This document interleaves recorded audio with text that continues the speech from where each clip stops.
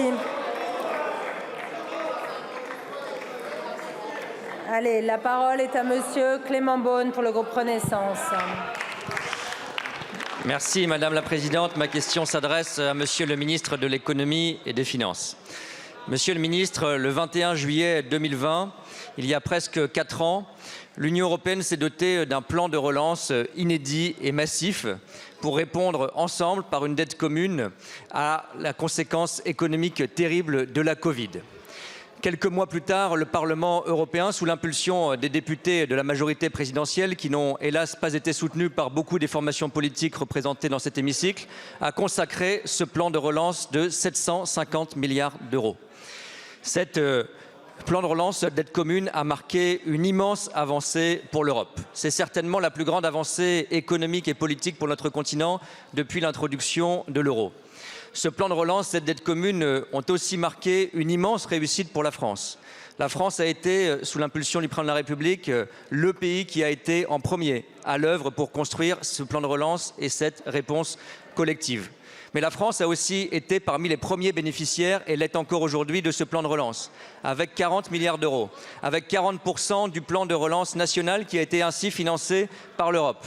Derrière chaque projet, derrière chaque entreprise, derrière chaque emploi, derrière chaque Français qui est soutenu par le plan de relance national, il y a l'argent et le soutien de l'Europe. Derrière des grands chiffres abstraits, Monsieur le ministre, vous le savez, ce sont des résultats très concrets. 1 million de foyers qui ont été soutenus dans le cadre du dispositif MaPrimeRénov'. 3 millions de Français qui ont été connectés à la fibre grâce à ce plan de relance européen. La semaine dernière, la Commission européenne a acté le versement d'une nouvelle tranche de 7,5 milliards d'euros, avant une nouvelle tranche de 10 milliards d'euros supplémentaires. Alors, Monsieur le ministre, pouvez-vous nous indiquer quelles sont les priorités de ces fonds supplémentaires au bénéfice de notre pays et de l'ensemble de nos territoires dans les semaines qui viennent? Je vous remercie. Je vous remercie, monsieur le député. La parole est à monsieur Bruno Le Maire, ministre de l'Économie et des Finances. Madame la Présidente, Mesdames et Messieurs les députés, Monsieur le député Clément Beaune, il y a 4 ans, la France connaissait la crise économique la plus grave qu'elle ait eu à vivre depuis 1929. Nous avons protégé les Français, mis en place les prêts garantis par l'État, financé l'activité partielle, soutenu les hôteliers, les restaurateurs, des pans entiers de notre économie, et nous pouvons tous ici collectivement être fiers du soutien que nous avons apporté à l'économie française pendant cette crise du Covid. Ensuite, il a fallu relancer. Et pour relancer, il fallait des sommes considérables qui se chiffraient en centaines de milliards d'euros.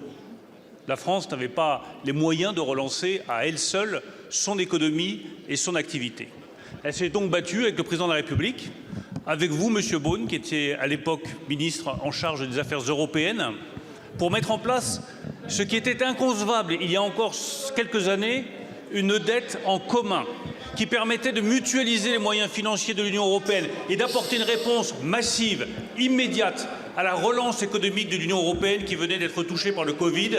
C'était impossible, nous l'avons fait, et nous l'avons fait seuls. Ni M. Glucksmann, ni M. Bardella n'ont voté le plan de relance pour l'Union européenne. L'Europe, il y a ceux qui en parlent et il y a ceux qui la font. Vous faites partie de ceux qui ont fait l'Europe. Et c'est comme ça que nous avons financé nos usines, c'est comme ça que nous avons financé l'innovation, c'est comme ça que nous avons financé des centaines de milliers de postes d'apprentis, c'est comme ça que nous avons financé la transition climatique, c'est comme ça que nous avons financé MaPrimeRénov', et c'est comme cela que nous avons réussi, nous en France, à être le premier État en Europe à retrouver son niveau d'activité d'avant-crise après le Covid. C'est grâce à l'Europe et c'est grâce à votre action, Monsieur Beaune.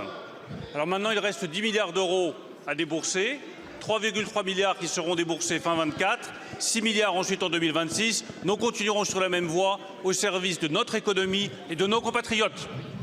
Merci beaucoup, monsieur le ministre. La parole est à